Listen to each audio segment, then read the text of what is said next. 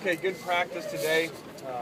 Very physical practice. A lot of stuff done today. A lot of guys rotating in there, and so even though we're in the season, we're still trying to make sure our position battles and things on special teams are remaining competitive, moving guys around at times based off their performances because it is a long season. And as we know, we're going to need everybody out there at some point. Some names that maybe that you're not familiar with will end up being guys at some point of the year. So we have to continue at times to remain in the camp mode also this early in the week, this early in the season. Talk about some of the key things that you need to work on this week that carry over from game one. Well, we obviously want to improve from week 1 to week 2, like everybody does, and specifically in a number of areas. We want to be more consistent in our passing game, which will help with our third down production. We want to make sure that we finish drives down inside the 5, unlike we did 2 different ones last time, and pitch shutouts when it comes to turnovers. We had 2 turnovers, 1 on special teams, 1 on offense. We want that to be 0. We're headed in the right direction with +2. It's been a big emphasis for us. We want to be up there. We're tied for 10th in the country. We want to be up in the top 10 the whole year. You mentioned that you had chosen a starting quarterback, but you're not going to is the starter getting the majority of the reps, or are you going to conduct practices that way where the guy who's going to start is going to get all the first team reps? The starter did get the majority of the reps. You plan on opening up the offense a little more, trying to spread it out a little more, get Marquise more involved, get him more in space? Well, there we go. Last year we threw it to Marquise too much. Now we don't throw it to him enough. So, we're going to try to win the game, and that's the bottom line. And as the game goes, that'll dictate how we call plays and how we manage situations. It's not about records as far as personal record with kids. It's about winning and losing. And so as you saw last week, the way the game was going, we ran the ball more than we have in any game in 3 years here because of the way that our defense was playing and the way we felt the game was going. So it'll all dictate by the game going and what puts us in the best position to win the game. Coach, what's the latest with Silas? Yeah, we don't discuss injuries besides what we've already said. Silas had a procedure, and we hope that he plays this week. Was Morgan Breslin able to practice at full speed today? Yeah, we don't discuss that. Hopefully he'll play. Do you want to open it up a little more offensively this week? I just answered that. Well, I mean, as opposed to, the game one and who you're playing against as well with the defense and what they allowed last week. Well, we want to win the game, just like I just said. And so the game will dictate that. It's my job as a head coach to put us in the best position to win. And if that means throw the ball 10 times, it means throw the ball 50 times, whatever it does, based on how that game's going. So we'll see. I'll be very happy if we're 2-0 at the end of Saturday, regardless of how many passes or runs or completions or attempts there are. They had success. Washington State had success running the ball. It's kind of different for each team. What did you see on tape? Well, they broke a couple runs in the second half.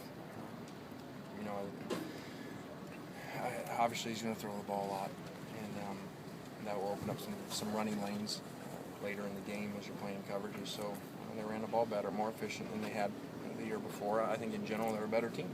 They're a better team all around than they were a year ago. And that's usually what happens as you go into year 2. You improve, and he's definitely doing a good job with them. And I think the quarterback played extremely well for a tough place to play. You had said that after the Hawaii game that you didn't announce who the quarterback was, that players could just see who was getting the reps, so they knew who was going to start. Do you, at any point, address the team in terms of this is the guy, this is the guy who we're going with, or do you just leave it up to them to figure it out by who's getting the reps? Well, I don't address them in that way. Just like I don't address them when who starts a running back in the right corner. It's their job to play the position and do their job, and they know that. And that they're not coaching, they're playing. And so they've been explained that a number of times. So I don't think that it's important to do that. How about the mindset coming in first home game and how psyched these guys should be to get this season started here? Well, I think anytime you come home to a great place like the Coliseum, guys are excited to get back in there. A lot of new guys will be playing their first game in there. So, we'll continue to manage their emotions as we get closer to the game and during the game to make sure that we're playing really effective and not getting out of whack because we're in the Coliseum. Trey came here as a linebacker.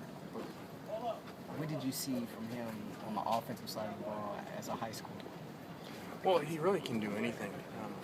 As you saw him start as a true freshman in the game at linebacker, he's a unique athlete.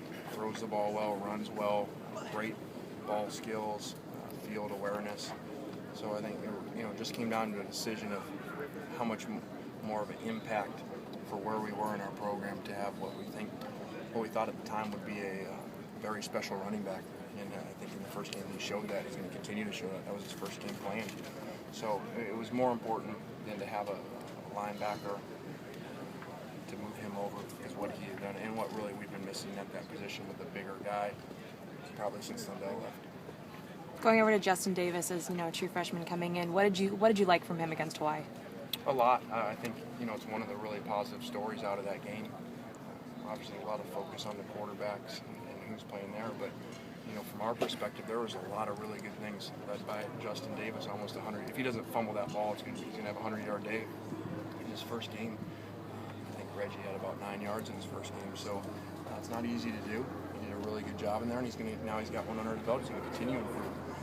Just like the story on the other side in Sue Cravens, his fourth collegiate play, he makes an interception. Some guys go the whole year without making one, so I thought that spoke volumes to how good he's going to be as well. Are you trying anything different with the corners this week? Not necessarily. We're still early in the year, like I mentioned, and we're still giving a lot of guys reps. We'll still continue to find out. You don't have all the answers going into game one in college football. Nobody does. It's not possible as a coach. You haven't played games with these guys, and you haven't seen them in a new system. So we're going to continue to be evaluating all of our players as we move forward. We're one game in, a lot to go. Because you're one game in, does it really matter who is the number one quarterback at this stage? I don't know. I just know that it matters that we won our first game and that we go out and win this game, regardless of who's playing where and whatever it takes. Whatever it takes to win the game is what we're going to do. Talk about being protective over that position. In which ways were you protective over Matt when you got here and he was a sophomore?